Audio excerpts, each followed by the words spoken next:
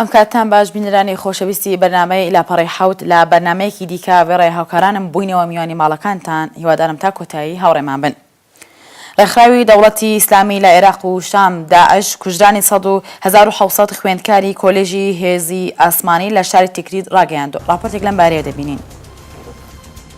ڕۆژی یەکشەممە ڕێکخراوی دەوڵەتی ئیسلامی لە عێراق و شام داعش ڕایگەیاند کە دوای چەند ڕۆژێک لە خۆڕادەستکردنیان 1700 خوێندکاری کۆلیژی هێزی ئاسمانی لە بنکەی سەربازی سپایکر لە باکووری شاری تکریت کوشتووە.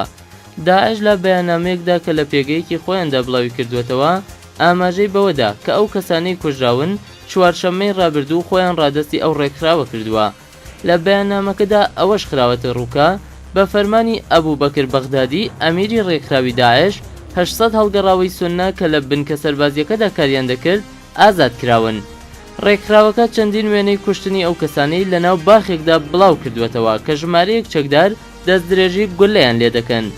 چەکدارانی داعش لە ناحیەی سعدیە دەست دەکەن بە کوشتن و ڕوفاندنی هاوڵاتیانی کوردی دانیشتووی ناحیەکە و لەو چوارچێوەیەشدا هاوڵاتیەکی کوردی ناحیەکە دەکوژن و پۆلیسێکی کوردیش دەڕفێنن. سەرچاوەیەک لە ناحیەی سعدیە بە خەندانی ڕاگەیاند ئەمڕۆ هاوڵاتیەکی کوردی سەر بە عەشیرەتی زەرگۆش لە شارۆچکەی سعدیە لەلایەن چەکدارانی داعشەوە شەهید کرا. ئەو سەرچاوەیە کە داوای کرد ناوی بڵاو نەکەینەوە وتیشی دوێنێ ئێوارەش هاوڵاتیەکی کوردی شارۆچکەکە کە پۆلیسا لەسەر هەرێم لەلایەن چەکدارانی داعشەوە ڕفێندرا. ئەوەشی خستە ڕوو کە ئەو هاوڵاتیە کووردە ویستویەتی سەردانی ماڵەکەی خۆی بکات لە شارۆچکەکە، بەڵام چەکدارانی داعش ڕفاندویانە و تا ئێستا بێسەر و شوێنە. ئاماژەی بەوەشدا کە دەنگۆی ئەوە هەیە چەکدارانی داعش 9 هاوڵاتی دیکەیان ڕفاند بێت، بەڵام تا ئێستا ئەو زانیاریانەمان بۆ پشتڕاست نەبووەتەوە. هەروەها چەکدارانی دەوڵەتی ئیسلامی لە عێراق و شام داعش هێرش دەکەنە سەر یەکێک لە گەورەترین پاڵاوگەکانی نەوتی عێراق کە ئەویش پاڵەوگەی بێجیە. بەرپرسێکی ئەو پاڵەوگەیە لە لێدوانێکیدا بە ئاژانسی فرانس پرێسی ڕاگەیاندووە سەر لە بەیانی ئەمڕۆ پێکدادانێکی سەخت لە نێوان هێزە تایبەتیەکان کە پاسەوانی پاڵاوگەکە دەکەن لەگەڵ چەکداراندا ڕووی داوە. لە درێژەی قسەکانیدا ئاماژەی بەوە داوە لە کاتژمێر 4 بەیانی ئەو چەکدارانەی داعش توانیان گەماروی چەند بەشێکی پاڵاوگەکە بدەن. بەهۆی شەڕی نێوان هەردوولایەن بەشێک لە کۆگەکانی نەوتی پاڵاوگەکە گڕی گرت. لە درێژەی قسەکانیدا ئاماژەی بەوە داوە بەهۆی خراپی بارودۆخی ئەمنی عێراقەوە کۆمپانیا جیهانیە نەوتیەکان کارمەندەکانیان لە کێڵگە نەوتیەکانی عێراق دەکێشنەوە. ئەمڕۆ زیا جعفەر سەرۆکی کۆمپانیای نەوتی باشووری عێراق بە ئاژانسی ڕۆیتەرزی ڕاگەیاند کۆمپانیای ئەکسۆن مۆبیل ژمارەیەکی زۆر کارمەندی کێشاوەتەوە و کۆمپانی بیپیش 120 کارمەندەکانی کێشاوەتەوە. زیا جعفەر وتی تا ئێستا کۆمپانیەکانی ئینی و شلۆمبەرگەر و وزەرفۆرد و بیکەر هیوز پلانی کێشانەوەی کارمەندەکانیان لە عێراق نییە. سەرکردەیەکی گروپە چەکدارەکانی پارێزگای مووسڵ کە خۆیان بە شۆڕژگەر لە قەڵەم دەدات دەڵێت شۆڕشەکەمان هەرێمی کوردستان و کەرکووک ناگرێتەوە.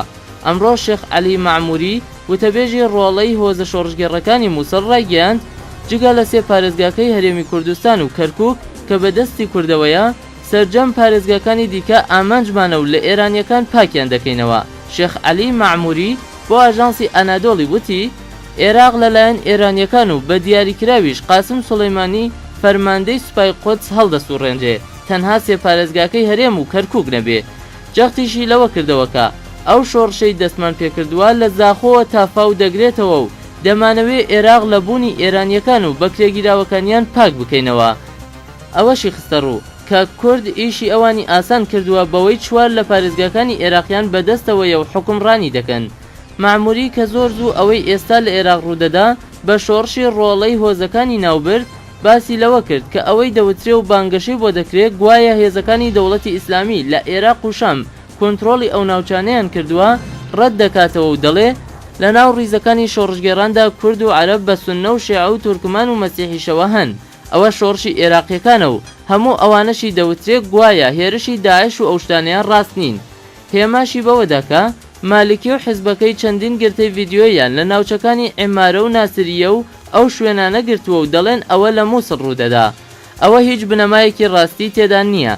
مەعموری کە لە پەنجاکانی تەمەنیدا دەبێ و بە قسەی خۆی بەشداری شەڕی ئێران و عێراقی کردووە ڕوونی کردەوەکە هێزی هۆزە شۆڕژگێڕەکان لە 3 ڕۆژی ڕابردوودا لە سنوورەکانی پارێزگای دیالە و تەلعفەر نزیکەی 1000 چەکداریان کوشتووە کە لە ئێرانەوە دزیان کردوێتە ناو عێراق. وتیشی هەر دوێنێ 6 سەیارەی میلیشیاکانی ئاسایی ئەهلی هەقمان تێکشکاند کە چەندین ئێرانیان لەگەڵ بووە و ویستویانە فڕۆکەخانەی تەلعفەر بگرن. لە 3 ڕۆژی ڕابردوودا نزیکەی 1000 چەکدارمان کوشتووە کە لە ئێرانەوە بۆ دژایەتیکردنی ئێمە هاتبوون. شێخ عەلی مەعموری پێشی وایەکە کە تاکە ڕێگەچارەی ئەوەی ئێستا لە عێراق ڕوودەدات تەنها ڕووخاندنی حکوومەتی ئێستایە و ڕۆیشتنی مالکی بە تەنها کێشەکان چارەسەر ناکە و ئەوانەی لە بەغدا حکمی عێراق دەکەن داگیرکەر و بەکرێگیراون و دەبێ ئەو حکوومەتە بڕوخێ. هاوکات داوا لە وڵاتانی دەوروبەری عێراق دەکات جگە لە ئێران هاوکاری ڕۆڵەی ئەو هۆزانە کە بە شۆڕژگێر ناوی بردوون بکەن. ڕاستی ئەوەیە کە پێش چوونی چاوەڕوان نەکرا و با خێرایی هێزە چەکدارەکانی داعش لە ناکاو باری ئەمنی عێراقی تێکداوە و تەنانەت داهاتووی سیاسی ئەو وڵاتەشی لەگەڵ ئەگەر و گومانێکی زۆر بەڕوو کردوێتەوە. بەڵام کاناسان بۆ هۆکارەکانی تێکچوون و تێشکانی بەخێرا و سەرنجڕاکێشی هێزەکانی سپای عێراق ئاماژە بە چەندین هۆکار دەکەن.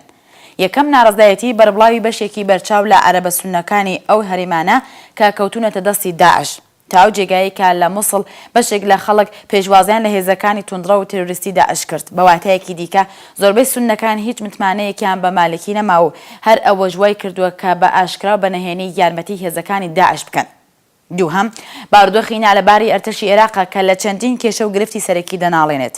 ئەرتەشی عێراق خاوەنی چەکوچۆڵی باش و پێشکەوتو نییە تا ئەو جێگایی کە لە کاتی ئێستادا هێزی زەوینی عێراق تەنیا 340 تانکی هەیە کە هەمووشیان بەرهەمی ڕوسیان و کۆنیشن. هێزی ئاسمانی جگە لە چەند هێلیکۆپتەرێک خاوەن فڕۆکەی شەڕکەڕ نییە. لەم نێوانەدا ئەگەرچی بودجەی سەربازی ئەو وڵاتە تا 17 ملیار دلار بەرزبوونەوەی بەخۆوە بینیوە، بەڵام بەهۆی ئەوەی کە ئەمریکا هەندێک مەرج و یاسای دژواری بۆ فرۆشتنی چەک بە عێراق داناوە، بەغدا ناچار بۆ پەنا بۆ ڕوسیە بێنێت کە زۆربەی ئەو شتانەش کە دەیکڕێت چەکی پێشکەوتونی. بەڕای کاناسان کێشەی ئەرتەش تەنیا سەربازی و چەکوچۆڵ نییە. ئەو هێزە جگە لە نەبوونی ڕاهێنانی شیاوی پێویست لە ڕاستیدا بۆ بە ئامرازێک بۆ جێبەجێکردنی سیاسەتە تایفەکانی نووری مالکی تا ئەو جێگایی کە زۆربەی پۆستە گرنگەکان لە دەستی نزیکانی ناوبراون کە هیچ ئەزمون و زانستێکی سەربازیان نییە و ڕوونە کە مالکی لەو هێزە تەنیا بۆ لە ناوبردنی ناڕازیانی خۆی کەڵک وەردەگرێت. لەم نێوانەدا و لا دەرەنجامی ئەو سیاسەتانە گەندەڵی ڕێشەی هەڵکوتاوەتە قوڵایی ساختاری ئەو هێزە و وەرەی لە سەربازانی ئەرتەش سندووە.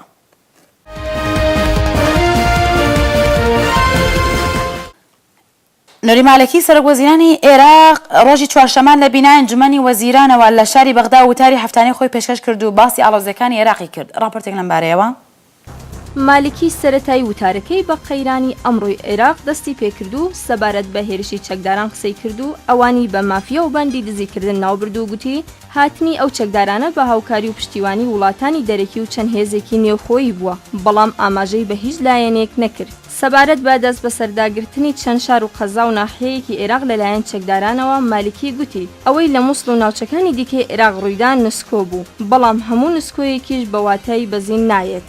لە وتارێکدا نوری مالکی بە ئاشکرا ڕەخنەی لە هەردوو وڵاتی قەتەر و سعودیە گرت و تۆمەتباری کردن بە پشتیوانیکردنی چەکداران و گوتی عێراق تەسلیمی ڕاگەیاندنی سعودیە و قەتەر نابێت. مالکی چەند جارێک ئەم ڕستەیە دووپات کردەوە و هەندێک هێزی نێوخۆیی سیاسی هاوکاری جێبەجێکردنی ئەجیندای دەرەکی بوون، بۆیە بەبێ ئەوەی ناوی بهێنێ ڕووی کردە چەند وڵاتێک و گوتی ئەو پلانە لە عێراق کۆتایی دێت، بەڵام ئەو تیرۆر و دزی و تاڵانیە ئێوەش دەگرێتەوە. سەرۆکوەزیرانی عێراق کە هاوکات فەرماندەی هێزە چەکدارەکانە جارێکی دیکە جەختی کردەوە کە هەموو ئەو ئەفسەرانە سزا دەدەن کە لە بەرەکانی جەنگ هەڵاتون. مالکی وڵامی ئەو میدیایانەی دایەوە کە باز لەوە دەکەن پرۆسەی سیاسی عێراق لە مەترسیدایە و گوتی هیچ مەترسیەک لەسەر پرۆسەی سیاسی نییە و ئێمە بەردەوامین و دەستی لێ هەڵ ناگرین. بەم نزیکانە یەکەم دانیشتنی خولینەی پەرلەمان ئەنجام دەدرێ و تێدایە سەرۆکی پەرلەمان و هەردوو جێگیرەکەی و سەرۆک کۆمار هەڵدەبژێردرێ. هەر لە میانی وتارێکدا نوری مالکی هەڵوێستی خەڵکی عێراقی بەرزنرخاند و بە خۆناونووسکردنیان بۆ ڕیزەکانی سوپا لە پێناو ڕوبەڕووبوونەوەی چەکداران کوتی ئەمە باشترین وڵامە بۆ چەکدارەکان. مالکی هەروەها ستایشی ڕۆڵی هۆزەکانی کردەوە و ڕەتی کردەوە. چەکدارەکان سەر بەوان بن و گوتی هیچ هۆزێک پارەی بانکەکانی عێراق نادزێت، هیچ هۆزێک 175 خوێندکاری کۆلێژی سەربازی ناکوژێت، بۆیە داوای کرد هۆزە عێراقیەکان خۆیان لە چەکدارانی داعش بێبەری بکەن. لە هەواڵێکی دیکەدا نووری مالیکی بڕیاری ئازادکردنی زیندانیە شیعە مەسەبەکانی گرتوخانەی چاکسازی چەمچەماڵ دەردەکات. سەرچاوەیەکیش دەڵێ بە مەبەستی بەشداریکردنی خۆبەخشانیان لە شەڕی دژ بە داعش ئەو بڕیارەی داوە. سەرچاوەیەکیش لە گرتوخانەی چاکسازی چەمچەماڵ کە نەیویست ناوی ئاشکرا بکرێت بە تۆڕی میدیای ڕووداوی ڕاگەیان لا ڕۆژی پێنجشەممەی ڕابردوو ئەو بڕیارە گەیشتوتە گرتوخانەکەمان. دوای ئەوەی زیندانە شیعەکانیان جیا کردوتەوە کە ژمارەیان 2000 زیندانیە، گوتیشی ئەو گیراوانە سزاکانیان هەتاییە و لە سێدارەدانە. بڕیارە ئەم ژمارە زیندانیە لە ڕێی فڕۆکەوە بگوازرێنەوە و بەغدا. ئەو سەرچاوەیە ئاماژەشی بەوەشدا زیندانیەکی گرتوخانەی کەرکووک گواسترانەتەوە بۆ لای ئێمە بۆ پاراستنی ئەو زیندانیانەش جگە لە پاسەوانەکانی خۆمان هەریەکە لە پلیسی فریاکەوتن و ئاسایش و پێشمەرگە هاتوون بۆ پاسەوانیان. لە گرتوخانەی چاکسازی چەمچەماڵ 2823 زیندانی هەیە کە 823 زیندانی کورد و 2000یان عەرەبن. لە لایەکی دیکەوە نووری مالیکی فەرماندەی هێزە چەکدارەکانی عێراق ئاشکرای کرد لێژنەی پێکێنرا و بۆ لێپرسینەوە لە 59 ئەفسەری هەڵاتوو لە خزمەتی سەربازی و لەلایەن دادگای سەربازیەوە سزا دەدرێن کە لەوانەیە بۆ هەندێکیان بگاتە سزای لە سێدارەکان. لە بەیاننامەیەکی مالیکی کە فەریق قاسم عەتا و تەبێژی نووسنگەی فەرماندەی گشتی هێزە چەکدارەکانی عێراق ڕایگەیان بڕیار دراوە لەسەر پێکاتنی لێژنەی لێکۆڵینەوە لە 59 ئەفسەری هەڵاتوی شەڕ لە کاتی بەرەنگاربوونەوە لەگەڵ چەکدارەکانی داعش.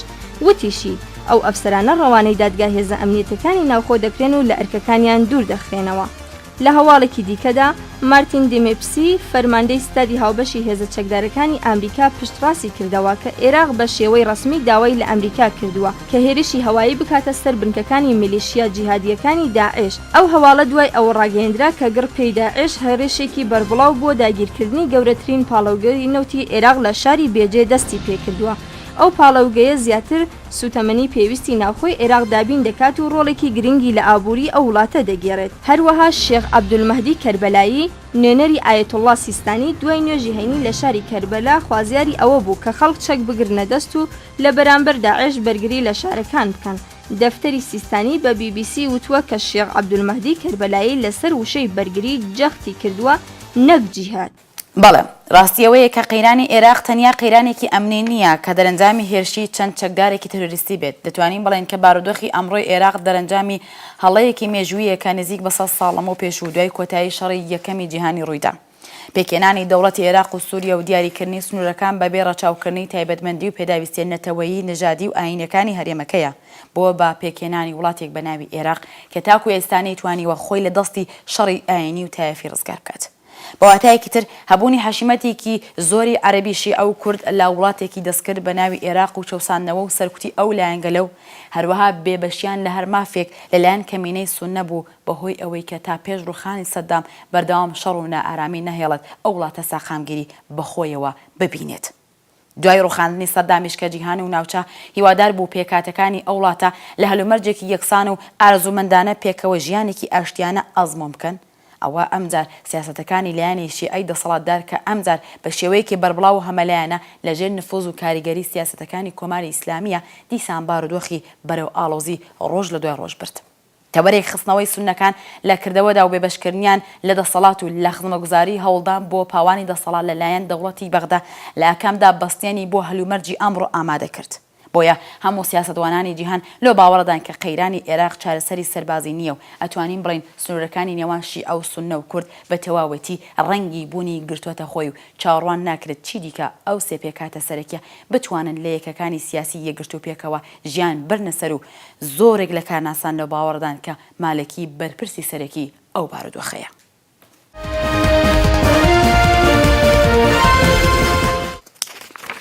و هەرێمی کوردستان و قەیرانی لە عێراق لە کۆبوونەوە لەگەڵ لایەنە کوردستانەکان مەسعود بارزانی سەرۆکی هەرێمی کوردستان لە میانی باسکردنی کێشەکانی ئێستای عێراق باسی پەیوەندیەکی تەلەفۆنی خۆی و نورمالکی سەرۆکوەزیرانی عێراقی کردووە. هاوکان ڕاپۆرتێک لەم بارەیەوە. مەسعود بارزانی دەڵێ 6 مانگ پێش ئێستا کاتێک مالکی سەردانی ئەمریکای کردووە بە تەلەفۆن قسەمان کردووە. ئەو کات بە مالکیم گوت کە دۆخی مووسڵ زۆر مەترسیدارە و چەکدارەکان دەتوانن ئاسایشی وڵات تێک بدەن. لە وەڵامدا مالکی گوتوێتی دێر بالێک عەلا کوردستان واتە چاوتان لە هەرێمی کوردستان بێ و بارودۆخی خۆتان بپارێزن چونکە عێراق سوپایەکی بەهێزی هەیە و دەتوانێت خۆی بپارێزێ. سەرۆکی هەرێمی کوردستان ڕاشی گەیاند کە هەمان شتی بە جۆ بایدن جێگری سەرۆکی ئەمریکا گوتووە و لە سەردانی فەرەنسەش بە بەرپرسانی ئەو وڵاتەی گوتووە. بارزانی دەڵێت لەسەر ئەو مەسەلەیە وەزیری دەرەوەی فەرەنسا تەلەفۆنی بۆ کردووە و گوتوویەتی قسەکانت ڕاست دەرچوو. هەروەها سەرۆکی هەرێمی کوردستان چوارشەممە 18/6/2014 دوو پەیامی ئاراستە کرد کە یەکەمیان تایبەت بە پێشمەرگەخانە نشینکراوەکان و جەماوەری کوردستانە و دووهەمیشیان لەبارەی بارودۆخی سیاسی عێراقا کە ئاراستەی ڕای گشتی عێراق و کوردستانی کردووە. لە پەیامی یەکەمدا داوا لە گشت پێشمەرگەخانە نشینکراوەکان دەکات بە مەبەستی پشتگیری و پاڵپشتیکردنی هێزەکانی پێشمەرگە و خۆ ئامادەکردن بۆ هەموو ئەگەرێک پەیوەندی بەو شوێن و بارەگایانە بکەن کە پێشتر تێیدا بوون. بارزانی دەڵێ پێویستە وەزارەتی پێشمەرگە و یەکە فەرماندەییەکان ڕێوشوێنی گونجاو بۆ ڕێکخستن و دابەشکردنی ئەرکەکانیان بگرنە بەر. هەر لەو پەیامەدا بارزانی جگەلەوەی هاوڵاتیانی هەرێمی کوردستان دڵنیا دەکاتەوە کە ئایندەیەکی گەش و پرشەندار چاوەڕوانی گەلی کوردستانە داواش دەکات هەر کەسە و بەپێی توانای خۆی هاوکاری و پشتیوانی پێشکەش بە پێشمەرگەی کوردستان بکەن. لە پەیامی دووهەمیدا کە تایبەتە بە بارودۆخی سیاسی عێراق بارزانی دەڵێ زۆر کەس و لایەن شاهدن کە لە مێژە هۆشداریم دەدا کە بارودۆخی عێراق بەرەو هەڵدێر دەچێت بەهۆی سیاسەتی چەوت و تاکڕەوی ئەوانەی دەسەڵاتیان لە بەغدا قۆرخ کردووە. سەبارەت بەو ئاڵۆزی و شەڕانەشی ئێستا عێراقی گرتووەتەوە و جۆرێک بۆتە شەڕی تایفی نێوان سوننی و شیعە بارزانی هەڵوێستی کورد ئاشکرا دەکات و دەڵێ ئێمە بە تەواوی کاری تێرۆریستی لە داخوازی ڕەواکانی برایانی سوننە جیا دەکەینەوە. ئێمە پێکەوە لەگەڵ برایانی شیعە و سوننە ئامادەین بۆ ڕوبەڕووبوونەوەی تێرۆریستان، بەڵام قەت ناکەوینە شەڕێک کە لەژێر پەردەی شەڕی ترۆر شەڕی تایەفەیەک بکرێت. هەروەها نەچیروان بارزانی سەرۆکی حکوومەتی کاربەڕێکەری هەرێمی کوردستان ڕای دەگەیەنێت پێش ئەوەی مووسڵ لەلایەن داعشەوە دەستی بەسەردا بگیرێت بەغدایان لەو مەترسیە ئاگادار کردەوە، بەڵام کاتێک پێیان وترا کارێک بکەن ئەو کار لە کار ترازا بوو. لە چاوپێکەوتنێکیدا کە ئاژانسی هەواڵی ئانادۆڵ لەگەڵی سازداوە نەچیروان بارزانی سەرۆکی حکوومەتی کاربەڕێکەری هەرێمی کوردستان سەبارەت بە ڕەوشی مووسڵ و ئەو پێشاتە چاوەڕوان نەکراوانەی هاتنە پێش وتی ئەوەی لە مووسڵ ڕوویدا جێی سەرسوورمان بوو کە لە ماوەیەکی زۆر کووردا دوو فەرقەی سەربازی عێراق تێکچوون و لە ماوەیەکی کووردا شارەکە کەوتە دەستی داعش و چەکداران. ئەوەی ڕوویدا جێی دوودڵی گشت وڵاتانی جیهان و بەتایبەت دەوروبەری عێراق و هەرێمی کوردستان بوو. هەروەها دەڵێت 3 ڕۆژ بەر لەوەی ئەو ڕووداوە بقەومێ زانیاری ئستیخباریەتیەکانمان وای پیشانداکی پیلانێکی وا هەیە هەوڵماندا لە ڕێی وەزارەتی بەرگری عێراق و مەکتەبی سەرۆگۆزیرانەوە پەیوەندی بە بەغداوە بکەین و ئەو زانیاریانە بدەینە مالکی کە شتێکی وا هەیە، بۆیە با هەماهەنگیەک هەبێ لە نێوان ئێمە و ئێوەدا. بەڵام بەداخەوە پاش ڕوودانی ئەو کارەساتە پەیوەندی بە ئێمەوە کراکە کارێک بکەین، ئەوەش لە کاتێکدا بوو کە لەدەست ئێمە دەرچوو بوو. ئێمە بەپێی دەستور ناتوانین هێز بۆ ئەو سنوورانە بنێرین کە لە ژێردەستی سوپای عێراقدایە. هەروەها بەپێی دەستور سەرۆکوەزیرانی عێراق دەبێت بە ڕەسمی داوا لە سەرۆکی هەرێمی کوردستان بکات، اینجا بڕیار دەدرێت کە هێز هەناردا بکرێت. و بەڵام لە درێژەی بەرنامەی لاپەڕەی حەوت و تەحلیلمان لەسەر ئەمە سەبارەت بە کورد و ڕۆژی ئێستای عێراق دەبێت ئاماژە بە چەند خاڵ بکەین. یەکەمەوەی کە لە 11 ساڵی ڕابردوو کورد بە تەواوەتی ڕۆڵێکی ئەرێنی و سەرەکی هەبووە لە چارەسەری کێشەکانی نێوان هەموو لایەنەکان و ئەوەش نیشاندەری سیاسەتی منتەقی و دروستی ئەو لایەنەیە. ڕاستی ئەوەیە ئەگەر مالکی و شیعەکانی سەر بە دەوڵەتی یاسای گوێیان بۆ ئامۆژگاری خواستەکانی کورد شل بکردبایە و نەکەوتانە داوی کۆماری ئیسلامی بێگومان ئەو قەیرانی ئێستالانی کەم لە کاتی ئێستادا نەدەهاتە ئاراوە. بەواتایەکی تر تا ئەو کاتکە ڕۆڵی نابژیوانی کورد لەلایەن هێزە جۆراوجۆرەکانی گۆڕەپانی سیاسی عێراق قبول کرابوو بە هەر شێوەیەک گرفتەکان لە ڕێگەی سیاسی و دانوستان و وتیوێژەوە چارەسەر دەکرا. بەڵام کاتێک کە مالکی خودی کوردی کردە ئامانج بۆ سیاسەتە پاوانخوازەکانی ئەوە بارودۆخ ڕۆژ لە دوای ڕۆژ بەرەو خراپبوون هەنگاوی ناو ئەو قەیرانە دروست بوو کە دەیبینن. دووهەم ڕوونە کورد ژیرانە و بۆ ئاگادار بوون لە ڕۆژانێکی وەکو ئێستا هەوڵیدا وێڕای ململانەی سیاسی ناوخۆیی لە نێوان حیزبە کوردەکان لە جیهانی دەرەوە یەکریزی خۆی بپارێزێت و بەرەو پێکێنانی پەیوەندێکی بەهێز لەگەڵ هێزە ناوچەی و جیهانەکان بڕوات. بۆیە کە دەیبینین ئابووری ڕووی لە گەشە سەقامگیری و ئاسایشی بەرچاو و پەیوەندی شیاو لەگەڵ زۆربەی دەوڵەتان وای کردووە کە لە ئێستادا قەیران لە عێراق نەک کاریگەری نێگەتیڤی لەسەر کوردستان نەبێت، بەڵکو تەنانەت کورد بە ئەو پەڕی ژیریەوە کەڵک لەو دۆخە وەربگرێت بۆ مۆسۆگەرکردنی خواستەکانی و گەیشتن بە ئاوات و خەونە لە مێژینەکانی.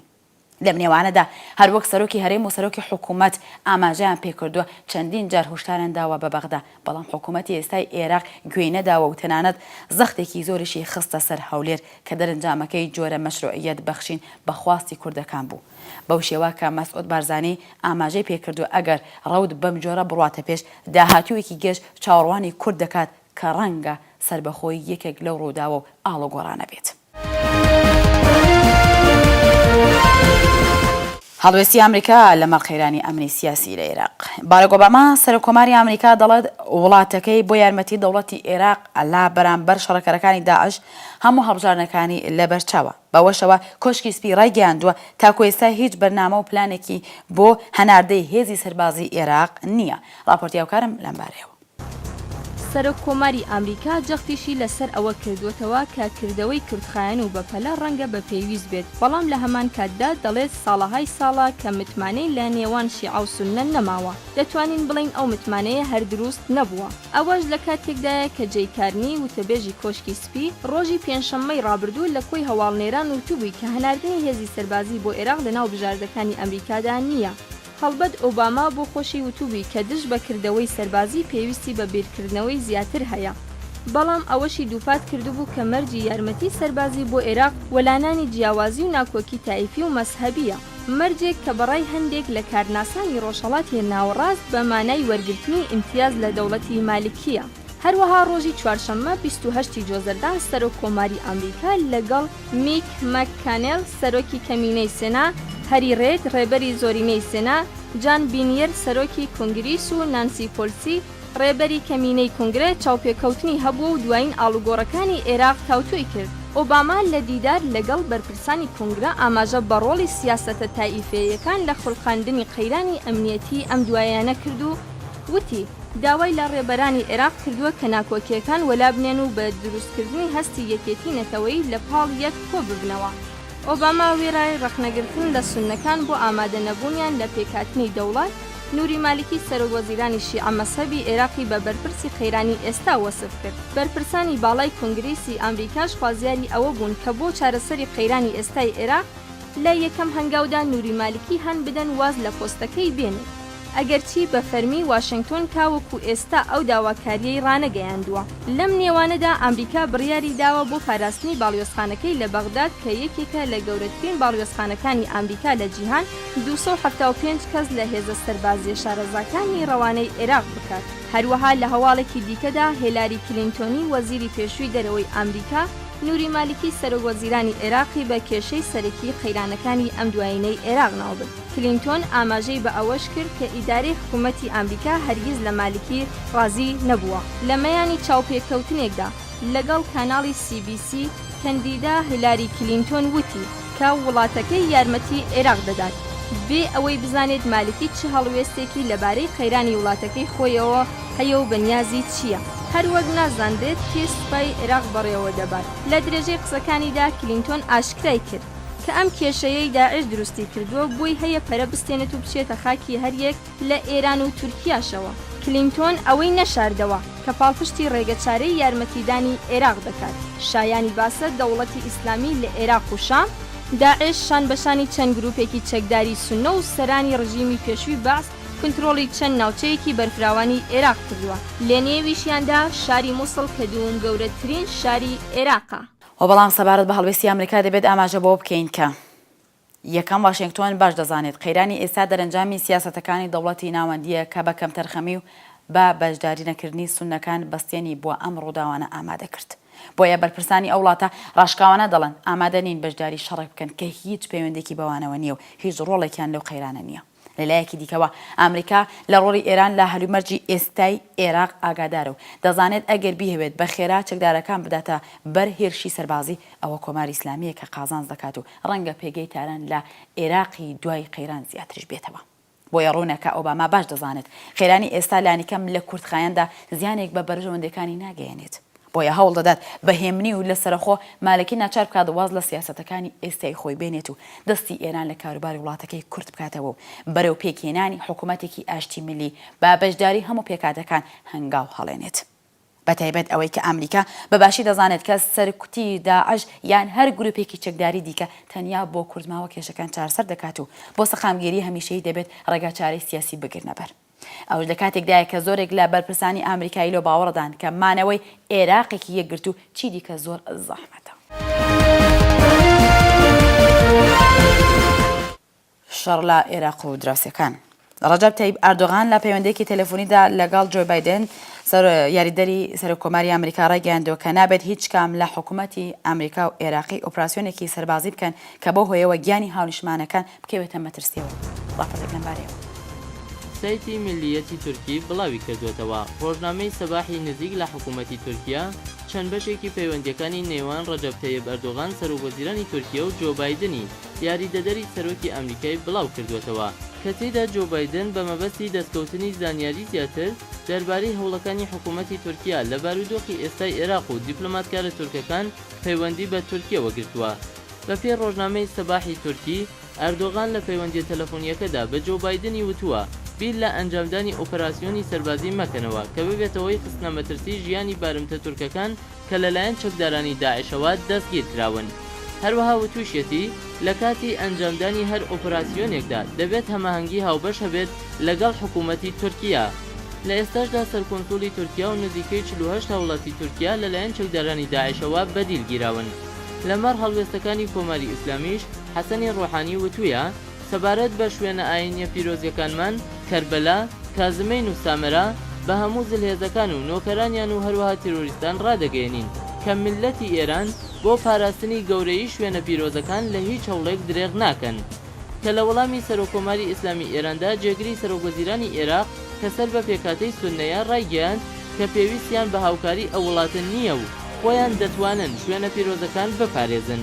ئەمڕۆ ساڵح موسڵک جێگری سەرۆکوەزیرانی عێراق کە سەر بە پێکاتەی سوننەیە لە میانی چاوپێکەوتنێکی کەناڵی CNN داوتی هاوکاری ئێران بۆ پارێزگاریکردنی شوێنە پیرۆزەکانی شیعە پێویست نییە. بە ئێرانیەکان دەڵێم سوپاستان دەکەم. ئەگەر باسی سامەڕا دەکەیت ئەوە شوێنە پیرۆزەکانی شیعە بە درێژایی چەندین سەدا لەلایەن سوننەوە پارێزراون بۆیە پێویستمان بە هیچ سوپایەکی بیانی نییە بێتە عێراق و بیپارێزێت. لەلایەکی ترەوە میدیاکانی ئێران لە زاری حەسەن ڕۆحانیەوە بڵاویان کردوێتەوە کە ئێران ئامادەیە هاوکاری عێراق بکات لە سەرکەوتنی بەسەر داعشدا بە مەرجێک بەغدا بە فەرمی داوای ئەو یارمەتیە بکات. ڕۆحانی لە دەستپێکیان حەوتوویە وتبووی هەر کات ئەمریکا دژی داعش پلانێکی جێبەجێ کرد دەکرێت لەمەڕ هاوکاری لەگەڵ ئەو وڵاتە بیر بکەینەوە. بەڵام دواتر حەسەنی پیرۆزابادی سەرۆکی ستادی گشتی هێزە چەکدارەکانی ئێران وێڕای ڕەتکردنەوەی ئەگەری هەر چەشنە هاوکاری لەگەڵ ئەمریکا لە قەیرانی عێراق وتبووی ئەو هاوکاریە هەرگیز ڕوونادات و هیچ مانایەکیشی نییە. پیرۆزابادی دەڵێت ئێمە هیچ هێزێک ڕەوانەی عێراق ناکەین و خەڵکی عێراق بۆ خۆیان کێشەکانیان چارەسەر دەکەن. ئەوەش لە کاتێکدایە کە هەواڵەکان باز لەوە دەکەن کە سپای قودس ژمارەیەکی بەرچاو لە هێزەکانی خۆی ڕەوانەی بەغدا کردووە کە لە پێتەختی عێراق و لە شەڕ دژی داعش بەشداری بکەن.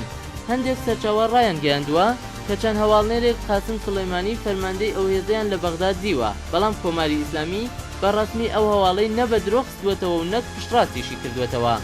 تا ئەو جێگایەکە گاردیان لە داری بەرپرسێکی ئەمنیەتی عێراقەوە کە نەیویستوە ناوی ئاشکرا بکرێت بڵاوی کردوێتەوە لە ماوەی 48 کاتژمێر کۆماری ئیسلامی بە مەبەستی یارمەتی گەیاندن بە هێزەکانی عێراق لە بەرامبەر چەکدارانی داعشدا 2000 ئەندامی سوپای ڕەوانەی بەغدا کردووە و نێردراوانی کۆماری ئیسلامی ئێران لە ڕۆژانی ڕابردوودا بە مەبەستی ڕوبەڕووبوونەوەی چەکدارانی داعش چەند کۆبوونەوەی نهێنیان لەگەڵ بەرپرسە عێراقیەکان ئەنجام داوە. لە هەواڵێکی دیکەدا گوایە کۆماری ئیسلامی لە پارێزگای ئیلام دەستیان داوەتە تۆمارکردنی ناوی ئەو کەسانە کە خوازیاری شەڕ دژی داعشن و بە بەردەوامی لە دژی داعش و مەترسیان بۆ سەر شوێنە پیرۆزەکانی شیعە بەتایبەت لە نێوان عەرەبەکان پڕۆپاگەندە دەکەن. هەروەها هەندێک هەواڵ بڵاوی کردەوە سەبارەت بەوەی کە حکوومەتی تاران خوازیاری ئەوە بووە کە حکوومەتی هەرێم دژی چەکدارانی داعش شەڕ بکەن و یارمەتی دەوڵەتی مالکی بدەن. بەڵام بەرپرسانی حکوومەتی هەرێم ڕاشکاوانە ڕایان گەیاندووە خۆیان تێکەڵ بە شەڕێک ناکەن کە هیچ پەیوەندی بەوانەوە نییە و زۆرتر مەبەستی تائیفی و مەزهەبی لە پشتە. بەڵێ ڕاستی ئەوەیە کە تورکیا بە چەندین هۆکار ڕووداوەکانی عێراق بۆی گرنگی استراتیژیکی هەیە. یەکەم بەهۆی کێشەی کورد لە هەردوو وڵات، هەر جۆرە پێش هات و ئاڵگۆڕێک لە مەرپرسی کورد ڕاستەخۆ کاری دیگەری دەبێتە سەر ئەو پرسە لە خودی تورکیا. ئەگەرچی بێگومان ئەردۆغان سەلماندوویە کە سیاسەتەکانی لە بەرامبەر کورد و دۆزەڕەوەکەی گۆڕاوە و ڕاشکاوانە ڕایگەیاندووە کە لە بڕیاری گەلی کورد پشتگیری دەکات، بەڵام بە هەر شێوە هیوادارە کە چارەسەری هەتاهەتایی کێشەی کورد لە باشووری کوردستان بتوانێت ببێتە هەوێنێک بۆ چارەسەری ئەو کێشەیە لە باکوور. هەڵبەت بەو شێوازە کە دەوڵەتی ئەنکارا دەهێوێت. دووهەم تورکیا لە هەنگاوی یەکەم لە ململانەیەکی ناوچەیی و هەرێمە لەگەڵ ئێرانی شیعە مەزهەب و لەلایەکی دیکە هەوڵ دەدات بە پەرەدان بە نفوزی خۆی لەناو عەرەبەکان پێگەی پێشووی خۆی زیندوو بکاتەوە و لەم نێوانەدا ڕۆڵی وڵاتانی وەکو عەرەبستان و قەتەر کەم کاتەوە. ئەوەش لە کاتێکدایە کە کەمینەیەکی بەرچاوی تورکەمان لە عێراق دەژین کە تورکیا وەکو پاڵپشت و باوکی معنەوی خۆیان دەزان و ئەنکاراش هەوڵی داوە کە ئەگەر ئەو گروپە نەتەوەیە بپارێزێت بە هۆکارەکانی سەرەوە و ئەگەر پرسی وزە و نەوتی کەرکووکیش زیێدە بکەین ڕوون دەبێتەوە و کە تورکیا بۆ ئەوەندە لەسەر ڕووداوەکانی عێراق هەستیارە. سەبارەت بە ئێرانی ڕووناکە ڕۆڵ و نفوزی کۆماری ئیسلامی لە عێراقی دوای سەدام لە هەر وڵاتێکی دیکە هەرێمەکە زیاترە. تەنانەت بەوتەی زۆرێک لە کارناسان حکوومەتی ئێستای عێراق ناڕاستەخۆ بەشێکە لە سیستمی سیاسەتی دەرەکی و هەرێمی دەوڵەتی تاران و ئەوە حکوومەتی ئیسلامیە کە سیاسەتە گشتەکانی بەغداد دیاری دەکات. نفوزی لە ڕادەبەدەری کۆماری ئیسلامی لە ناو شیعەکان کە دەگەڕێتەوە بۆ سەردەمی سەدام و بوونیام هێزانە لە ئێران و هەروەها نزیکایەتی ئایدۆلۆژیک لەگەڵ تاران وای کردووە کۆنگرێسی ئامریکا یەکەم مەرج بۆ فرۆشتنی چەک و چۆڵ بە بەغدا بڕینی دەستی ئێران لە کاروباری ئەو وڵاتی ڕاگەیاندووە. داواکاریەک کە تاکو ئێستا نەک جێبەجێ نەبووە کەچی بە پێچەوانەوە تاران لە کردەوەدا هاتووە نفوزی خۆی زیاتر کردو بە باوەڕی زۆرێک لە کارناسان قەیرانی ئێستا عێراق ناڕاستەوخۆ دەرەنجامی ئەو دەستێوەردانەیە. تەنانەت ئەگەر ئەوەش قبولکەین کە عەرەبستان و قەتەر لە داعش پشتیوانی دەکەن گومانی تدانیە کە ئەوە ترس لە پەرە سندنی دەسەڵات و نفوزی کۆماری ئیسلامی پاوانخوازە لە ئاس ناوچە و هەرێم کە دەتوانێت بەتوندی خەسار لە ئاسایش و بەرژەوەندی نەتەوەی وڵاتانی ناوچە بدات.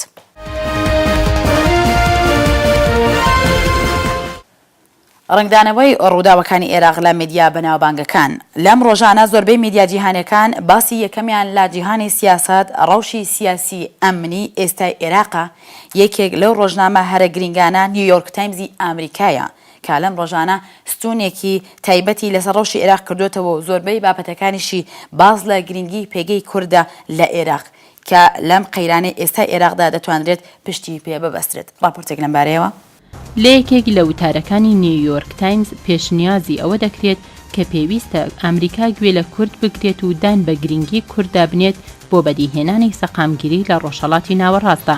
ئەلیزا مارکوس نووسەری کتێبی خوێن و ئیمان پەکەکە و جەنگی کورد لە پێناو سربەخۆییدا دەڵێ کورد لە عێراق سەرڕای هەوڵەکانی حکوومەتی ناوەندی بۆ لاوازکردنیان بەڵام توانیان پێگەی بەهێزی خۆیان بپارێزن و بەبێ گوێدانە هاوکاریەکانی ئەمریکا بە حکوومەتی ناوەندی لە پێشڕەویەکانی خۆیان بەردەوام بن.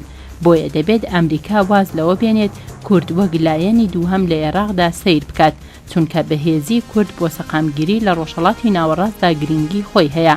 ئەلیزا مارکوس دەشنووسێ دەبێت ئەمریکا گوێ لە کوردی هەموو پارچەکان بگرێت چونکە تا ئێستا نەک تەنها لە عێراق لە تورکیاش خۆی لە گفتوگۆی جدی لەسەر مافی کورد لە تورکیا بەدوور گرتووە. هەروەها هاوکاریەکانی ئەمریکا بۆ چەکدارانی ئۆپۆزیسیۆنی سووریا ئەمریکا لەوە کوێر کردووە هاوکاری کوردی سووریا بکات کە ویستی ڕوبەڕووبوونەوەی میلیشیا ئیسلامیە توندڕەوەکانیان هەیە. یەکێک لە بابەتەکانی دیکەی دیبەیتەکە نووسینێکی مایکل نایت پسپۆڕی سەربازی و ئاسایشە لە ئێران و عێراق و وڵاتەکانی کەنداو. نایت پێی وایە یەکێتی و یەکڕێزی لە کوردستان هەڕەشەکە دەڕەوێنێتەوە. نایت بەڕوونی ئاماژە بۆ دەکات کە تەنها کورد هێزی ئەوەی هەیە بەر بە چەکدارانی دەوڵەتی ئیسلامی لە عێراق و شام بگرێت. نایت لە وتارەکەیدا نووسیوێتی کورد بەخشەندە و ئازان ئەوان ڕقیان لە گروپە توندڕە و ڕادیکاڵەکانە و هەرگیز لێبوردە نابن بەرامبەر جیهادیەکان. بەڵام کێشەکانیان لەگەڵ مالیکی و بڕینی بودجە و هەوڵەکانی مالیکی بۆ ڕێگرتن لە هەناردەکردنی نەوتی کوردستان وای کردووە ئەوان هێندە بە خەمی حکوومەتەکەی مالیکیەوە نەبن. یەکێکی دیکە لە وتارەکانی ژووری دیبەیتیەکەی نیویۆرک تایمز بۆ چوونی خوان کۆوەڵ پرۆفسۆری مێژوو لە زانکۆی میشیگان ئەو پێی وایە عێراق پێویستی بە ڕێفۆرمێکی سیاسی جدی هەیە بۆ ئەوەی کۆتایی بە دەسەڵاتی ستەمکاری شیعەکان بێنێت. بە بڕوای ئەو پرۆفیسۆرە حکمی شیعە لە عێراق حکمێکی ستەمکارانە بووە و هەمیشە هەوڵی پەراوێزخستنی سوننەکانی داوە بۆیە ڕێشەی قەیرانەکە سیاسیە و نابێت بەهێزی چەکداری هەوڵی ئارامکردنەوەی بدرێت.